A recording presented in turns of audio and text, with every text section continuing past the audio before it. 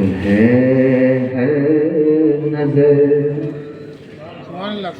بہر دیدار مشتاق ہے ہر نظر دونوں عالم کے سرکار آ جائیے سبحان بہر دیدار مشتاق ہے ہر نظر دونوں عالم کے سرکار آ جائیے چاندنی رات ہے اور پچھلا پہر دونوں عالم کے سرکار آ جائیے چاندنی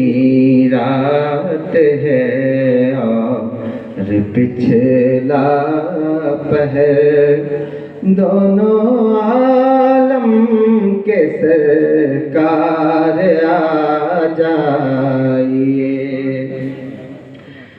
اور سدرۃ المنتہا عرش و باغ رم ہر جگہ پڑ چکے ہیں نشان قدم سدرۃ المنتہا عرش و باغ رم ہر جگہ پڑ چکے ہیں نشان قدم اب تو ایک بار اپنے غلاموں کے گھر دونوں عالم کے سرکار آ جائیے اب تو ایک بار اپنے غلاموں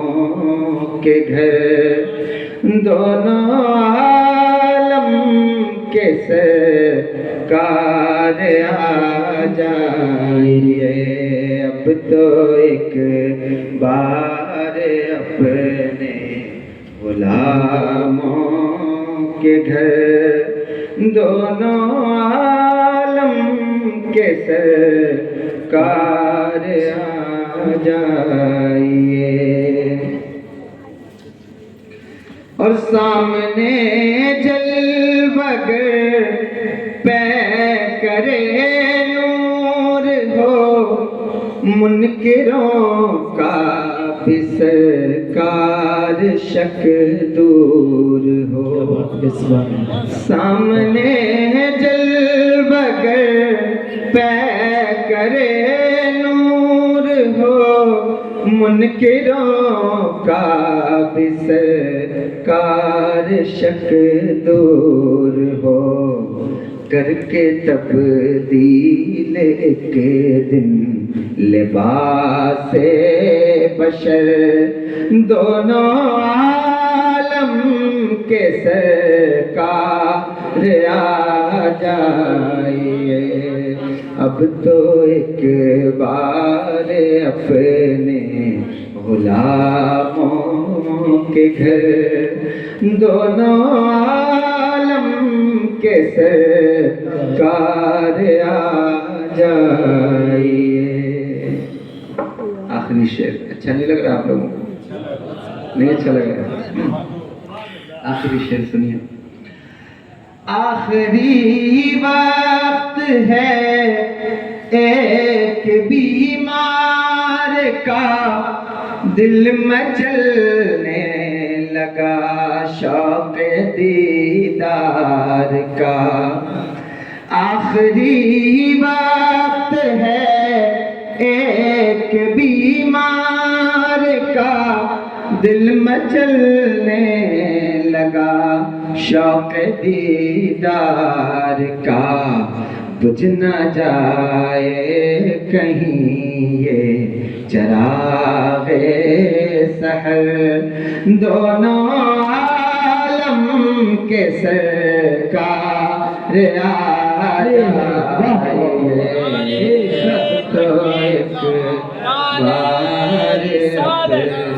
سرکار کی آمد، آقا کی آمد، حضور کی آمد، پر نور کی آمد، نعرے تکبیر، نعرے رسالت. درود پڑھی اللہ علیہ محمد صلی اللہ علیہ وسلم نحن احباب محمد صلی اللہ علیہ وسلم صلاۃ و سلام علیک یا رسول اللہ صلی اللہ تعالی علیہ وسلم.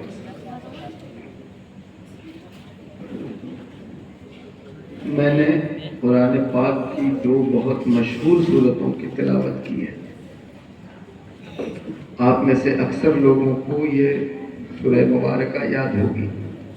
یہ دونوں صورتیں یاد ہوں گی. زیادہ تر لوگوں کو یاد ہیں یا نہیں یاد ہیں؟ یاد ہیں؟ کتنے لوگوں کو یاد ہے؟ ہاتھ اٹھائیں. بس اتنے لوگوں کو یاد ہے. یہ قرآن پاک میں عام طور پر پڑھی جانے والی سورہ مبارکہ ہے. اس لیے کہ آپ گاؤں میں چلے جائیں، دیہات میں چلے جائیں، کہیں بھی جائیں تو آپ کسی بوڑھے سے، بزرگ سے پوچھیں یا عورتوں سے پوچھیں کہ انہیں قرآن کہیں سے نہ یاد ہو لیکن انہیں سورہ فیل اور سورہ قریش یاد ہوتی ہے. جسے کہتے ہیں علم ترا، آپ کی زبان میں کہ سورہ علم ترا، یہ آپ نے نام رکھا ہوا ہے. اس کا زیادہ تر جگہوں پر ایسے نام رکھ لیتے ہیں.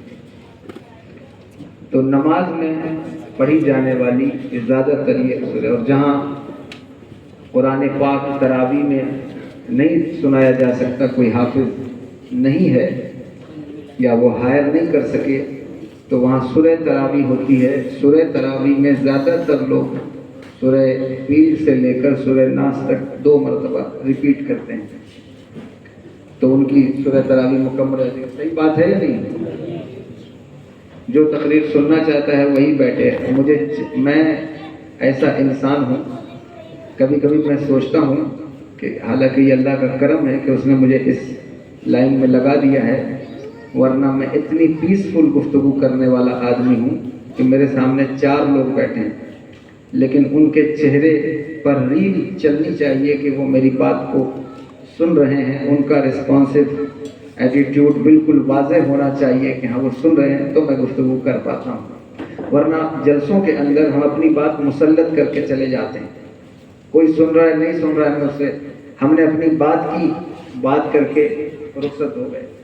لیکن ایسی محفلیں جس میں آپ اتنا پیسفل بیٹھے ہیں، لیکن پتہ نہیں کیوں پیسفل بیٹھے، میں نہیں سمجھ پا رہا ہوں کہ گرمی کی وجہ سے چپ ہیں یا جو ہے وہ مجھے دیکھ کر کے خاموش ہیں، یا آپ کی عادت ہے خاموش رہنا. لیکن خاموشی بری چیز نہیں ہے، خاموشی اچھی چیز ہے. لیکن وہ کہا جاتا ہے کہ ہر چیز کی ایک لمٹ ہے کہ کتنا انسان کو خاموش رہنا چاہیے، یہ جاننا بھی ضروری ہے. جب کوئی سوال کرے، کوئی پوچھے، تو اس کو پتہ چلنا چاہیے کہ سننے والے انسانوں کے اندر زندگی باقی ہے، وہ ابھی ان کی نماز جنازہ کا وقت نہیں آیا ہے. یہ پتہ چلنا چاہیے، نہیں چلنا چاہیے.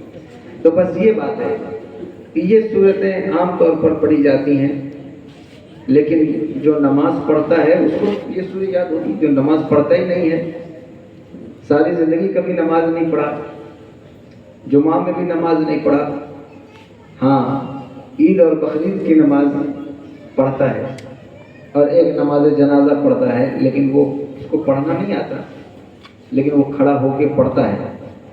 کچھ ایسے لوگ ہیں ہماری جماعت کے، ایک بہت بڑے خطیب اس وقت مجھے یاد آئے، اللہ تعالیٰ ان کی مغفرت فرمائے، حضرت بلبل بنگال، ان کا نام آپ نے سنا ہوگا. تو وہ نمازیوں کی کیٹیگری بیان کرتے تھے کہ نمازی کیسے ہوتے ہیں.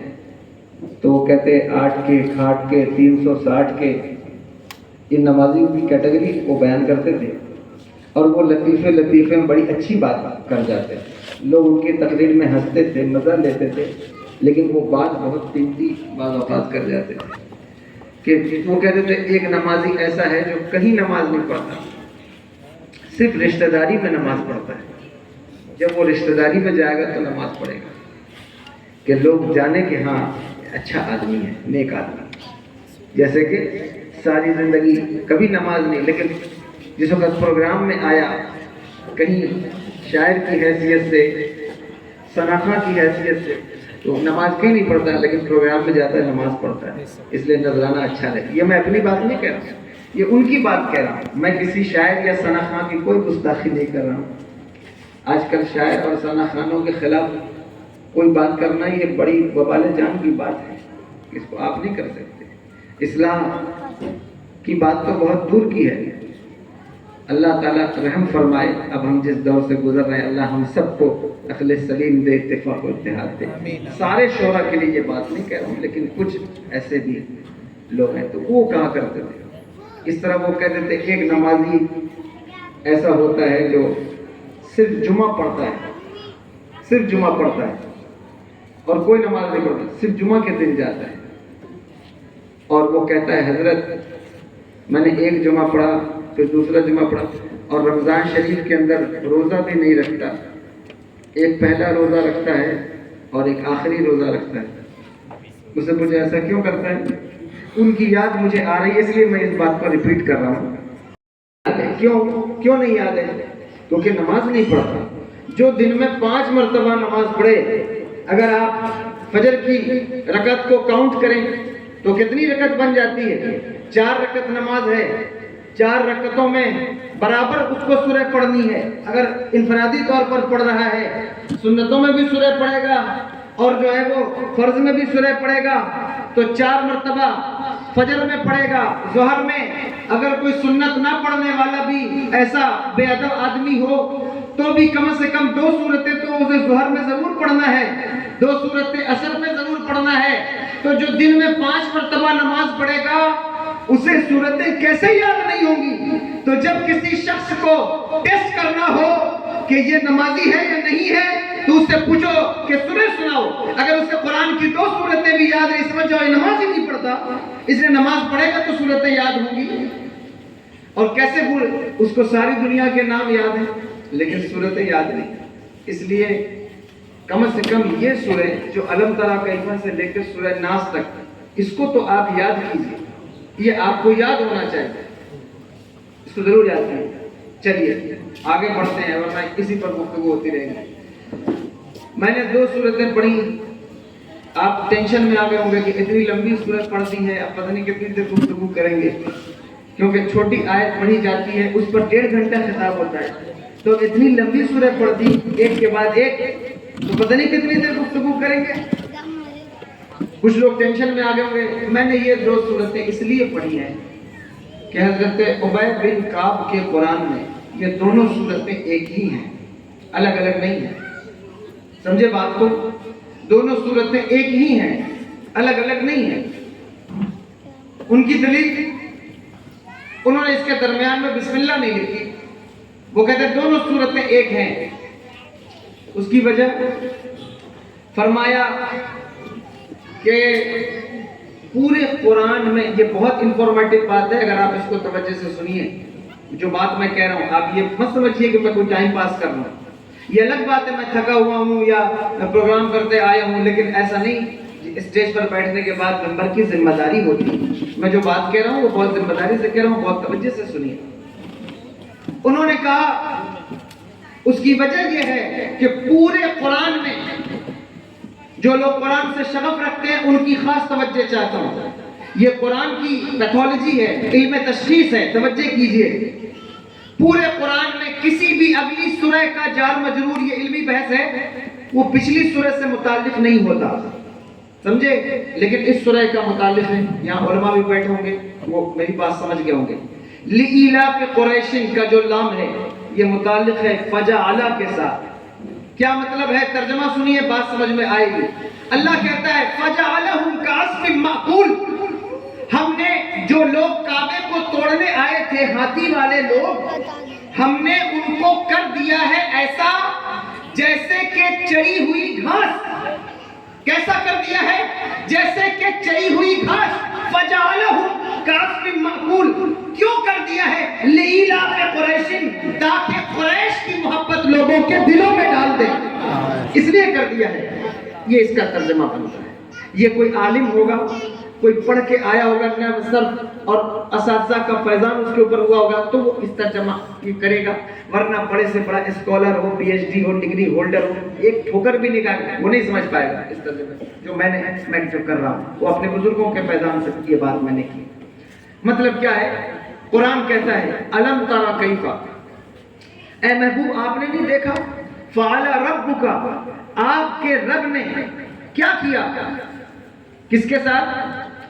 اصحاب الفیل، ہاتھی والوں کے ساتھ۔ واقعہ سنا ہے ہاتھی والوں کو یا نہیں سنا؟ یا سنا ہے؟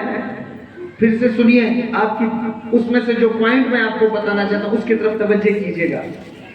ابرہہ یہ کہاں کا بادشاہ تھا؟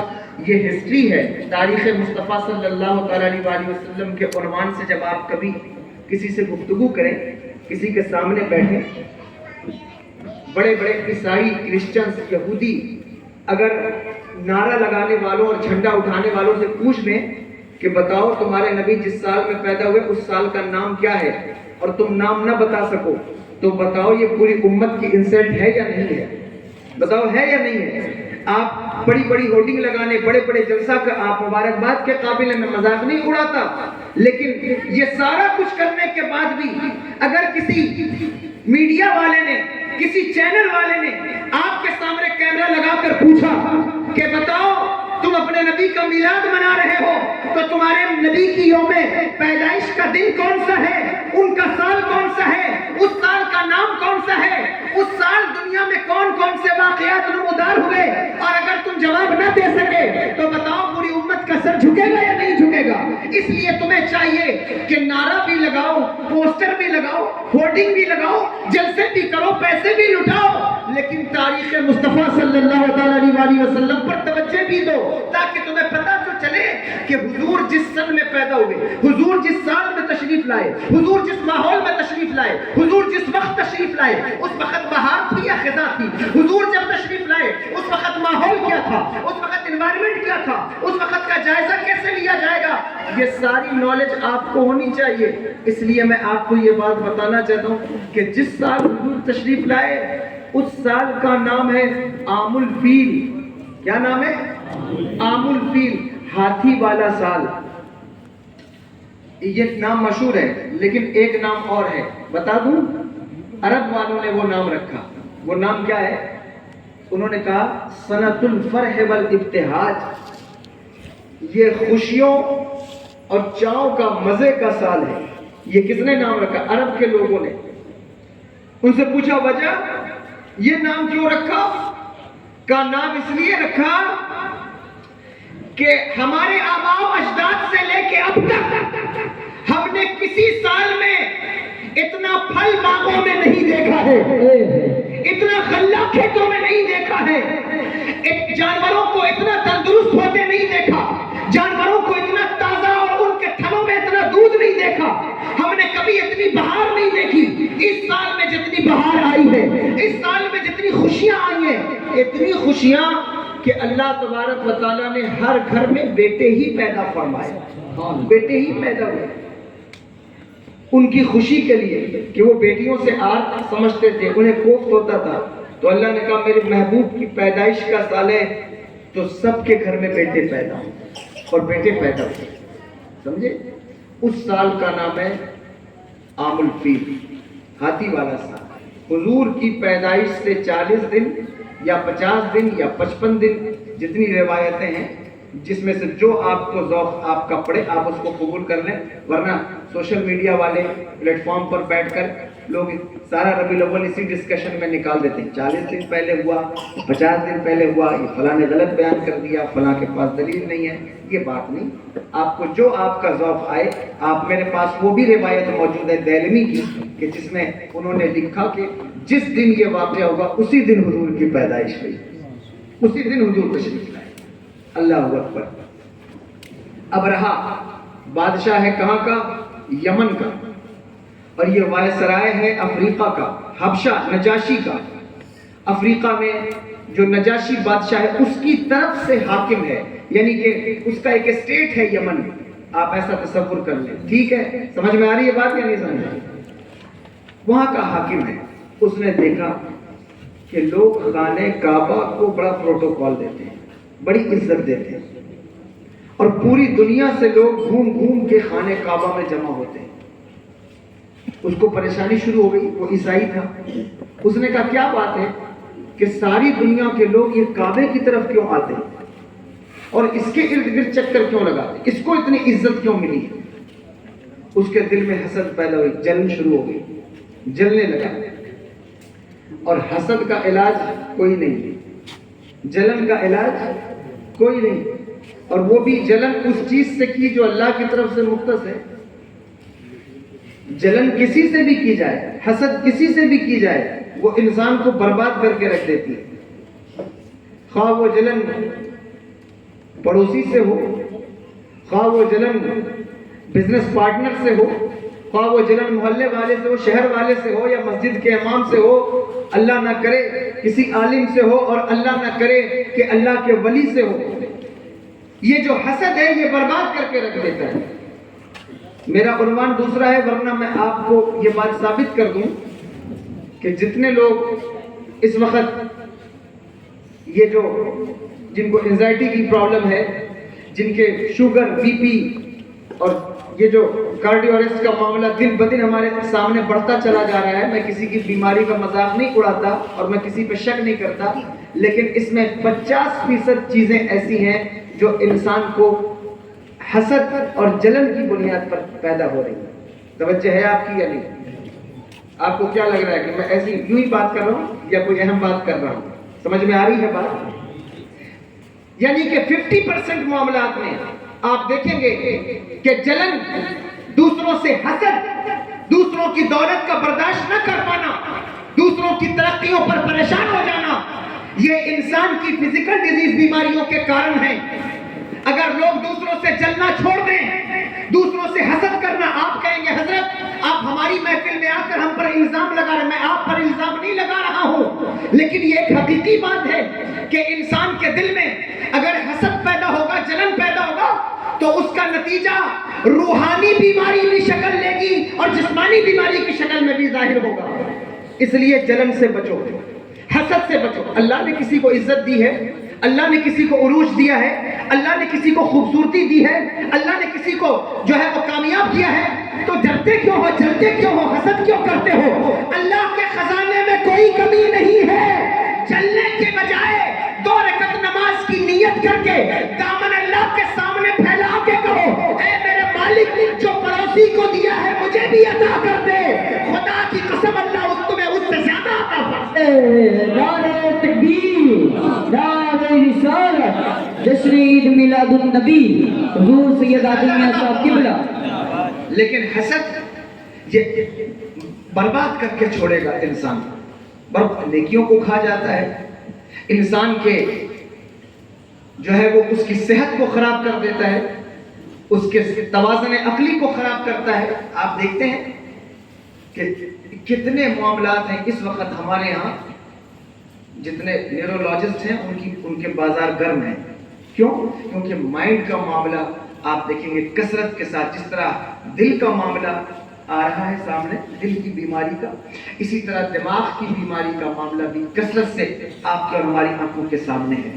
وجہ یہ ہے کہ خوبصورت ایکسرسائز دماغ کی اللہ تبارک و تعالیٰ نے ہمیں عطا فرمائی تھی کہ جس وقت بندہ نیت کر کے اللہ اکبر کہہ کے کھڑا ہو جاتا ہے، حضور ارشاد فرماتے نماز اس طرح پڑھو جیسے کہ تم اللہ کو دیکھ رہے ہو، اور اگر یہ نہ ہو سکے تو کم سے کم یہ تصور کرو کہ اللہ تمہیں دیکھ رہا ہے، ساری دنیا سے کٹ کے۔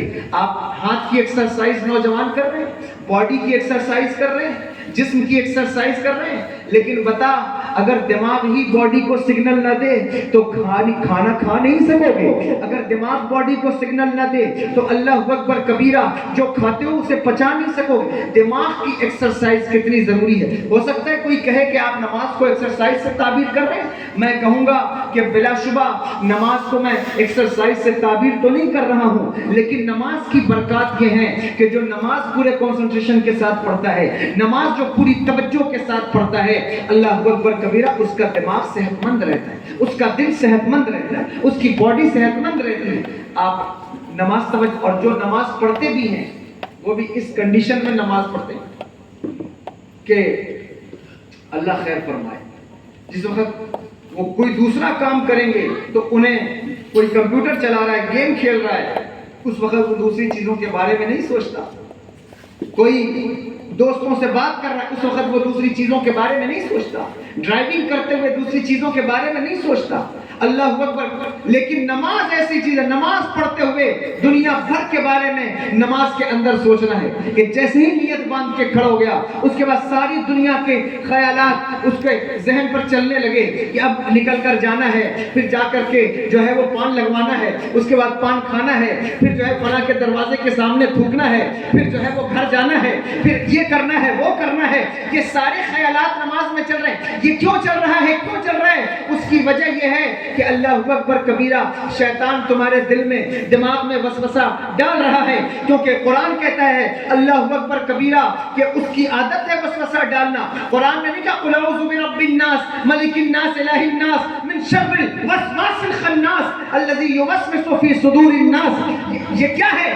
شیطان کی عادت ہے کہ وہ وسوسہ ڈالے گا, دماغ میں وسوسہ, دل میں وسوسہ. کیسے وسوسے صاحب؟ ایسا وسوسہ, پڑوسی نے تیرے گھر کے اوپر کچھ کر دیا ہے, فلاں نے تیرے بزنس کے کاروبار میں ایسی روک تھام کر دی ہے, فلاں نے تیری بچی کا رشتہ روک دیا ہے, فلاں نے جو ہے وہ تیرے سر کے بال اکھاڑ دیے ہیں, فلاں نے جو ہے وہ تجھے گنجا کر دیا ہے, فلاں نے تجھے غریب کر دیا ہے, فلاں نے تیرا رزق باندھ دیا ہے. میں کہتا ہوں یہ وسوسے شیطان کی طرف سے ہیں. ان کا حل فقط اللہ کی طرف توجہ کر کے نماز پڑھنا ہے. اگر تم نماز پڑھنے لگ جاؤ گے تو یہ وسوسے تمہارے ذہن سے نکل جائیں گے اور تمہیں پتہ چلے گا نہ امیر پڑوسی بنا سکتا ہے, نہ غریب پڑوسی بنا سکتا ہے. رزق دینے والا پروردگار عالم ہے. وہ چاہے تو کسی کو بادشاہ بنا دے, وہ چاہے تو فقیری میں بھی بادشاہ بنا دے. نعرہ تکبیر, نعرہ رسالت, سرکار کی آمد. اس لیے اپنے ذہن کو حاضر کیجئے خدا کے لیے. اپنی اگر آپ ان بیماریوں کا حل چاہتے ہیں, چونکہ موضوع میرا یہ نہیں ہے, لیکن یہ چونکہ وقت کی ضرورت ہے اس لیے میں یہ بات میں نے کر دیا آپ سے کہ آپ نماز پڑھیے. نماز کو ہلکے میں مت لیجئے. نماز ایسی چیز ہے اگر آپ اس کو پابندی سے پڑھیں, اور جس وقت آپ وضو کرتے ہیں, اب یہ موضوع سائنس کا ہے لیکن میں اس کو اس لیے کہہ رہا ہوں کہ آپ فٹ محسوس کریں گے, اپنے آپ کو تندرست محسوس. اور اگر آپ یہ نہیں کریں گے تو ہزاروں بیماریاں ہیں جو آپ کی طرف لپکنا چاہتی ہیں, آپ کی طرف بڑھنا چاہتی ہیں. اس لیے خدا کے لیے آپ ان چیزوں پر فوکس کریں. حسد سے بچیے, جلن سے بچیے. کسی سے حسد, جس کو اللہ, جس کو جو ملا ہے حضور کے صدقے میں ملا ہے تو ان کے دربار میں کمی تو نہیں ہے. لا و رب العرش, جس کو جو ملا ان سے ملا, بڑھتی ہے کونین میں نعمت رسول اللہ کی. طلب کرو تمہیں بھی عطا ہوگا. تو بہرحال اس نے حسد شروع کی کس سے؟ کعبۃ اللہ سے. کعبے سے جلنے لگا کہ کعبے کے پاس لوگ کیوں جاتے ہیں. اس نے کہا میں بھی یمن میں ایک ایسا گھر بناؤں گا کہ لوگ کعبے کو چھوڑ کر اس گھر کی طرف آئیں گے. اس نے بڑا خوبصورت گھر بنانے کی کوشش کی. ملکہ بلقیس کے محل سے پتھر منگائے گئے اور منگا کر کے اس کو مزین کیا گیا, منقش کیا گیا, اور وہ اس نے کنیسہ بنایا اور بنا کر لوگوں سے کہا اے یمن والوں, اب تمہیں کعبہ جانے کی ضرورت نہیں, بلکہ یہ گھر میں نے بنا دیا, اسی گھر کا طواف کرو. اللہ اکبر کبیرہ. وہ سوچتا تھا کہ اگر کعبے کے مقابلے میں میں گھر بناؤں گا تو شاید جو ہے وہ لوگ کعبے سے ہٹ کر میرے گھر کی طرف آ جائیں گے، لیکن حسد کرنے والوں کو یہ پتہ نہیں ہوتا کہ اللہ نے جس کو جو عزت دی ہے، اللہ نے جس کو جو مرتبہ دیا ہے، اس کے بدلے میں تو کچھ بھی تعمیر کر دے، اس کے بدلے میں تو سر پٹک کر مر جائے، لیکن اللہ کی طرف سے جو چیز ملی ہوئی ہے اسے کبھی ختم نہیں کر سکے گا، اسے کبھی مٹا نہیں سکے گا۔ ارے کعبے کے بدلے میں کعبہ بنانے کا شوق پیدا ہو گیا تو حضرت ابراہیم علیہ السلام کا ہاتھ کہاں سے لائے گا؟ حضرت اسماعیل علیہ السلام کی قربانی کہاں سے لائے گا؟ اللہ اکبر کبیرہ، کعبے کی وہ زمین کہاں سے، کعبے کا آسمان کہاں سے لائے گا، جس کے بارے میں میرے آقا نے ارشاد فرمایا کہ کعبہ وہ مقدس زمین ہے کہ حضور ارشاد فرمایا فتح مکہ کے دن حضرت عبداللہ ابن عمر راوی ہیں، حضور نے کعبے سے خطاب کرتے ہوئے کہا تھا، اے کعبہ تیری ہوائیں بھی پاک ہیں، تیری فضائیں بھی پاک ہیں، تو ایسا معزز گھر ہے، ایسا برکت والا گھر ہے، لقد شرف لجرف باللہ، اے کعبہ اللہ نے تجھے بڑی بزرگی، بڑی شرافت و جرافت عطا فرمائی، تو بڑا معزز ہے۔ اللہ اکبر۔ اب دو چار لوگ اس کے گھر کے قریب گئے، پھر کوئی نہیں جاتا، اس کو بڑا ٹینشن ہوا کہ یار میں نے اتنی محنت سے بنایا لیکن ابھی بھی لوگ ادھر ہی بھاگتے ہیں۔ بنی کنانا کا ایک شخص تھا عرب کا، اس کو پتہ چلا کہ کعبے کے مقابلے میں ایک گھر بنایا گیا، تو وہ عرب سے نکلا اور یمن جا کر اس نے اس گھر کے اندر چپکے سے بغیر کسی کے دیکھے ہوئے اس میں قضائے حاجت کر دی، اس کی ہتک کی، اس کے گھر کی۔ اس کو پتہ چل گیا کہ یہ کوئی شخص ہے جس کا تعلق کعبے سے ہے، جس نے اس گھر کی بے ادبی کی ہے۔ جب اس کو پتہ چل گیا تو اس نے ارادہ کر لیا کہ اب میں معاذ اللہ رب العالمین کعبے کو توڑ ڈالوں گا۔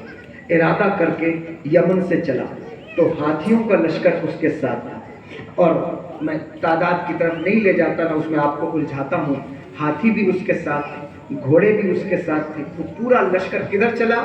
خانہ کعبہ کی طرف چلا، اور کس ارادے سے چلا کہ میں کعبے کو توڑ ڈالوں گا۔ اللہ اکبر کبیرہ۔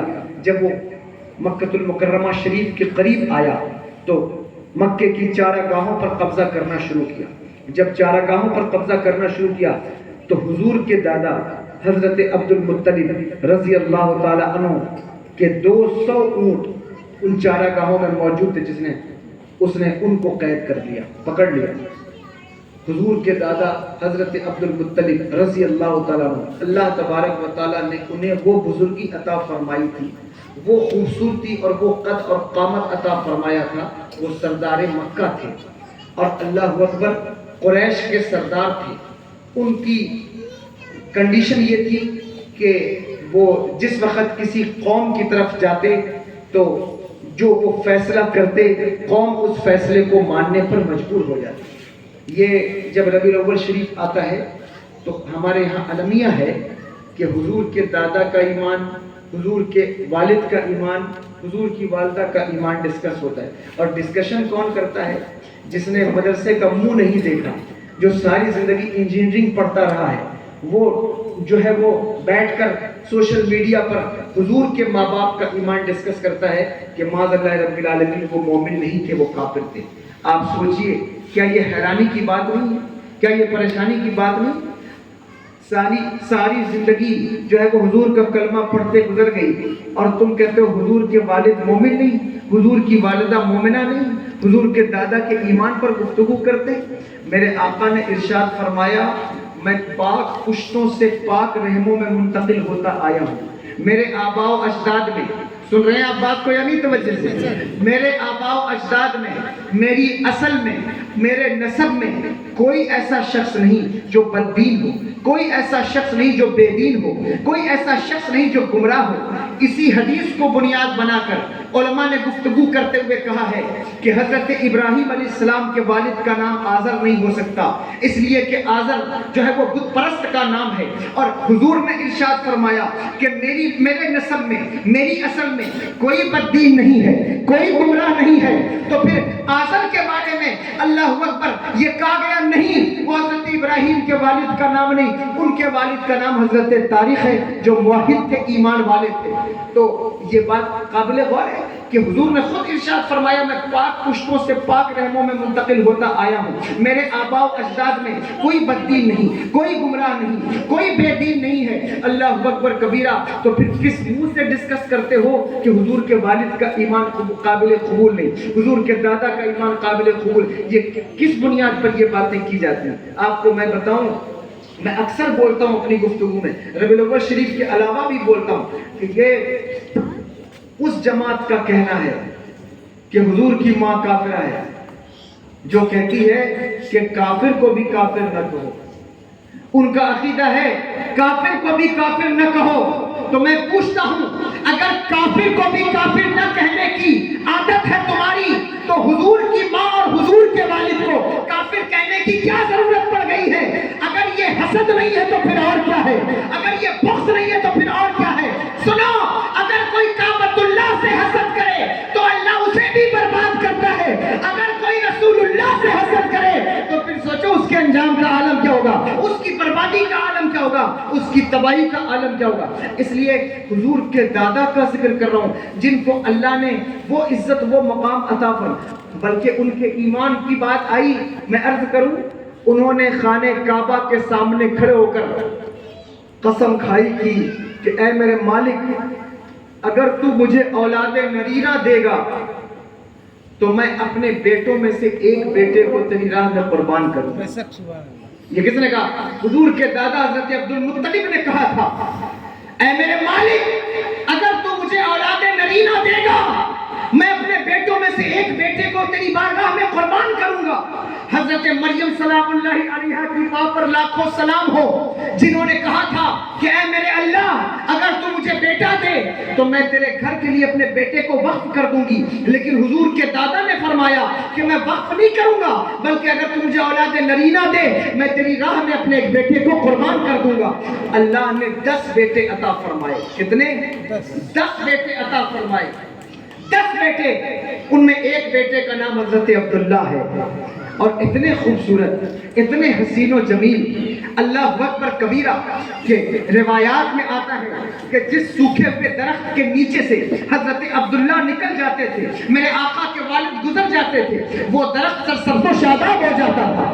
جس گاؤں جس علاقے سے گزر جاتے تھے وہاں کی گلیاں مہکنے لگتی تھی۔ اللہ اکبر، یہ تاریخ کی کتابیں بھری پڑی ہیں، آپ ان پر توجہ کر کے دیکھ لیں۔ عرب کی عورتیں اپنے دل میں حسرتیں پالتی تھی کہ یا اللہ، کاش عبداللہ کا نکاح میرے ساتھ ہو جائے، کاش اللہ اکبر کبیرہ اللہ نے وہ حسن دیا، کیوں نہ دیتا، کیوں نہ دیتا۔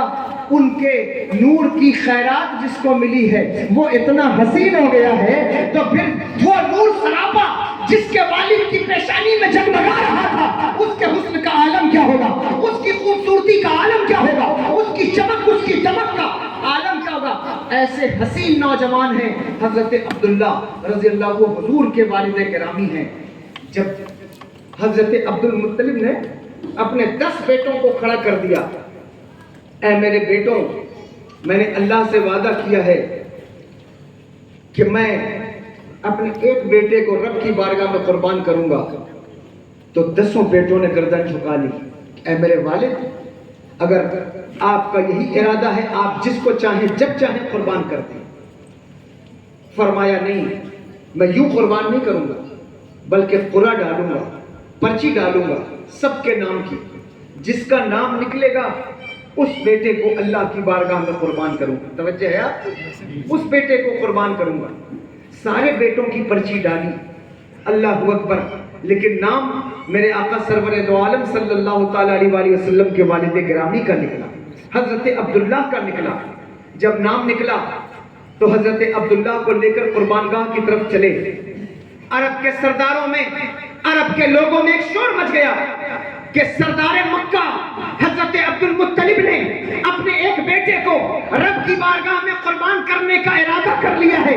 وہ قربان گاہ کی طرف جاتے ہیں، اللہ اکبر، عرب کے بڑے بڑے سردار دوڑے دوڑے حضرت عبد المطلب کی بارگاہ میں حاضر ہو گئے، کہنے لگے اے جناب عبد المطلب، اے سردار مکہ، یہ رسم تو نہ ڈالو، یہ پرمپرا تو نہ ڈالو، یہ چیز تو نہ شروع کرو، ورنہ آگے والوں کے لیے بڑی مشکل بن جائے گی۔ اللہ اکبر کبیرہ، یہ تمہارا دل ہے، تمہارا کلیجہ ہے، تم اپنے بیٹے کو رب کی بارگاہ میں قربان کر سکتے ہو، لیکن ہر किसी का कलेजा नहीं है कि वो अपने बेटे को रब की बारगाह में कुर्बान करेगा, इसलिए ये रस्म ना डालो। हजरत अब्दुल मुत्तलिब ने कहा नहीं नहीं, मैंने रब से वादा किया है कि मैं अपने एक बेटे को रब की बारगाह में कुर्बान करूंगा। अब मैं अपने वादे से मुकर नहीं सकता, मैं अपनी कसम से मुकर नहीं सकता, मैं जरूर अपने एक बेटे को रब की बारगाह में कुर्बान करूंगा।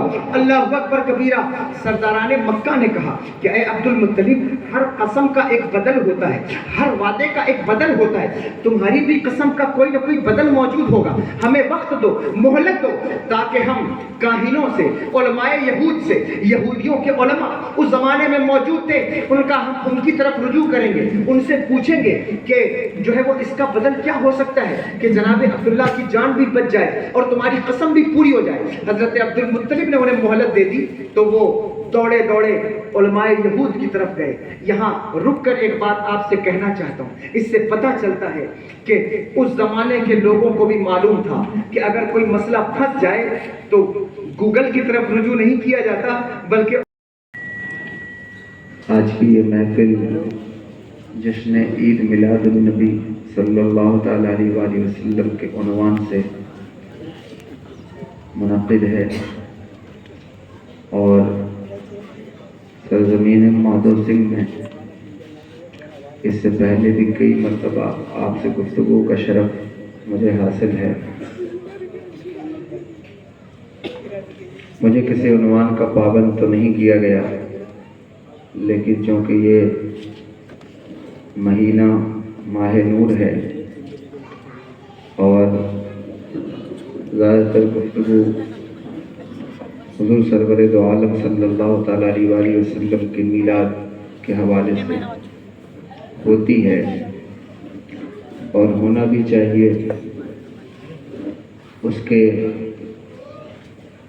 एतक़ादी पहलू और उसके जो मुबारक लम्हात हैं